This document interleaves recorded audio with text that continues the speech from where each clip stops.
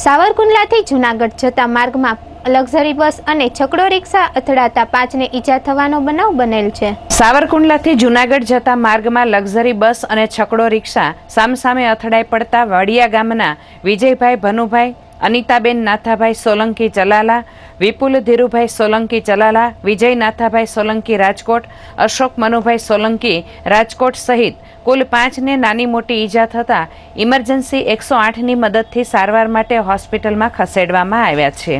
આપણે જાતા હતા ક્યાં તમે? અમે જૂનાગઢ જતા। ક્યાંથી જતા હતા? અમે અહીંથી કુંડલાથી સાવરકુંડલાથી। સાવરકુંડલાથી જૂનાગઢ જતા? હા। હા, તો બનાવ કેવી રીતના બન્યો? બનાવ કે એમ કે અમે લક્ઝરી આવતી હતી, મારો છોકરો સાઈડમાં રિક્ષા ઉતારી ગયો તો લીમડા થળિયા ફટકાઈ ગયા। કેટલા જણા હતા રિક્ષામાં? અમે રિક્ષામાં 7-8 જણા હતા। વાગ્યુસ કેટલા ને? વાગ્યુસ 8 જણા। લઈ આવ્યા છે અહીંયા સિવિલ હોસ્પિટલમાં? એટલે એમાં લઈ આવ્યા અમે એમ્બ્યુલન્સમાં।